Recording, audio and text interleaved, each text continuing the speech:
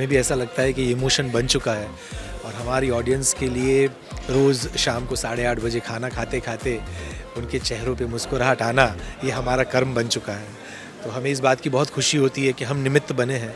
ईश्वर ने हमें ये मौका दिया है कि हम रोज़ शाम को 8:30 बजे ऑडियंस के चेहरों पे मुस्कुराहट लाते हैं। बहुत बार ऐसा हुआ है, जब भी मैं किसी इवेंट में जाता हूँ या कहीं पर भी बाहर जाता हूँ और वहाँ बहुत सारी ऐसे पब्लिक होती है, तो ऑडियंस में अगर कोई दादी के एज की, कोई नानी की एज की कोई अगर लेडी बैठी होती है, तो वो अपने बगल वाले को बोलती है, पूछती है कि भाई इसकी सच में शादी हो गई है? नहीं तो मेरे पास है, मैं एक अच्छा रिश्ता है।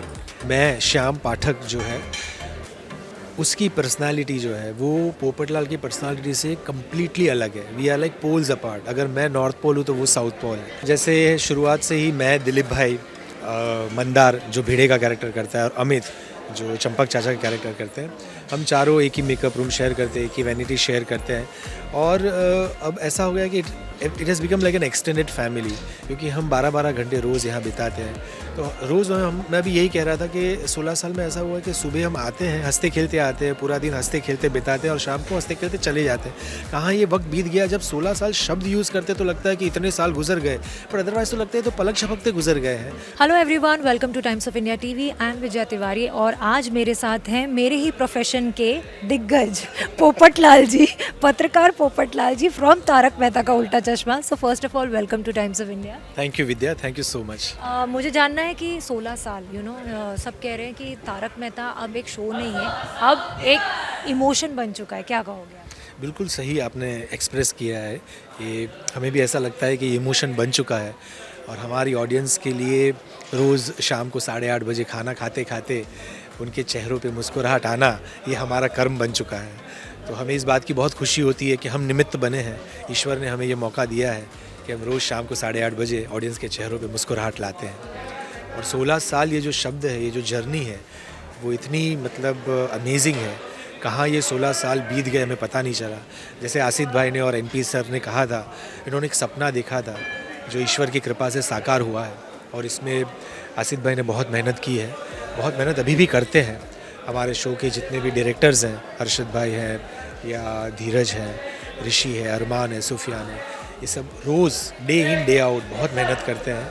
बहुत टायरिंग काम है, but at the end of the day खुशी इस बात की होती है कि ऑडियंस इज़ हैप्पी, उन्हें मज़ा आता है।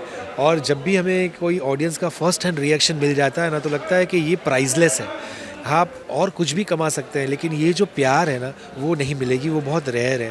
तो we are thankful to God that we are fortunate few जिन्हें हमें ऑडियंस का इतना प्यार मिला है। एक बात जो इस शो के साथ खास है वो ये है कि लोगों को इतना अपने घर का चिंता नहीं है जितना पोपटलाल की शादी की चिंता है।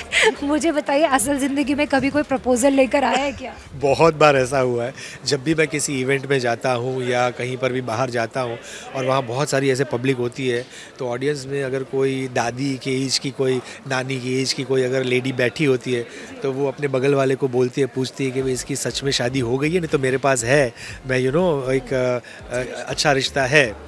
तो ऐसा बहुत बार हुआ है। मैं जहाँ भी जाता हूँ तो ये 2 सवाल ज़रूर पूछे जाते हैं कि आपकी सच में शादी हुई या नहीं हुई और आपका छाता कहाँ है।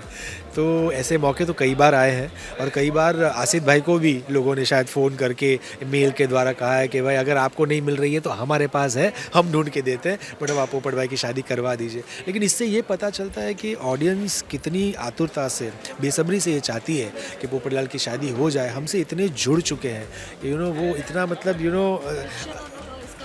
फ़र्क ही नहीं। और अब इस वाली स्टोरी में तो ऐसा हुआ है कि उन्होंने हाथी भाई को गालियां दी है कि आपको क्या ज़रूरत थी ये बात बताने की, अगर उनकी शादी हो रही थी तो होने देते।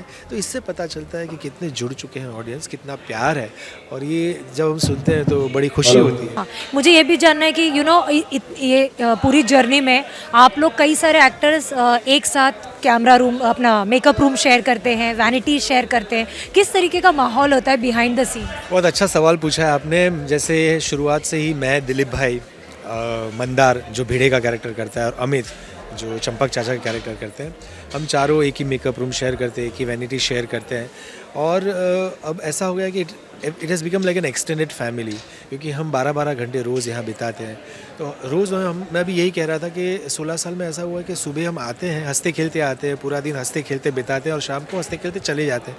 कहाँ ये वक्त बीत गया। जब 16 साल शब्द यूज़ करते तो लगता है कि इतने साल गुजर गए, पर अदरवाइज़ तो लगता है तो पलक झपकते गुजर गए हैं। तो हम बहुत मजाक करते हैं, बहुत मस्ती करते हैं, एक दूसरे की खिंचाई करते रहते हैं, और जब सीन भी आता है तो उसको हम रीड करते हैं, इम्प्रोवाइज़ करते हैं, रिहर्स करते हैं, और बहुत मज़े किए हम लोगों ने।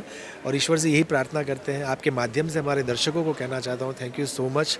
इसी तरह से हमारे शो को आप प्यार देते रहिए, तो शायद अभी जैसे स्वीट 16 है, वैसे और 16 साल हम आपको हंसाते रहेंगे। ऑल्सो ना ये शो की खास बात ये भी है कि हर एज ग्रुप देखता है ये शो को और एंजॉय करता है। डिनर टेबल पे तारक मेहता लगा के फिर डिनर करते हैं लोग। आपने बहुत थिएटर भी किया, आपने काम किया है, बट अगर मैं तारक की बात करूँ, how has Taarak changed your life?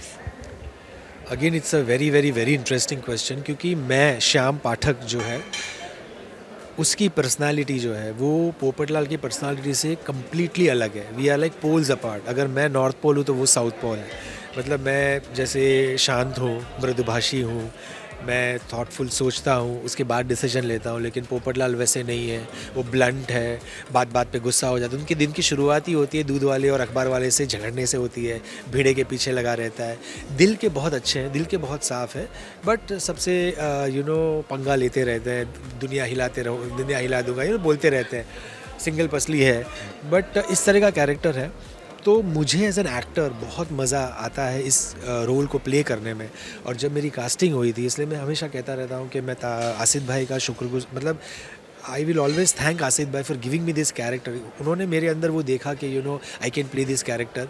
क्योंकि जब मैंने शो ज्वाइन किया था तब शो शुरू हो गया था 28 जुलाई 2008 को, और मैंने मतलब 6-7-8 महीने के बाद मैंने ये शो ज्वाइन किया था। But it has been an amazing journey, और बहुत प्यार मिला और बहुत मज़ा आता है मुझे। थैंक यू सो मच हमसे बात करने के लिए। उम्मीद करते हैं ये तो बस स्वीट 16 है, ऐसे और 16 आएंगे। Thank you so much. Thank you.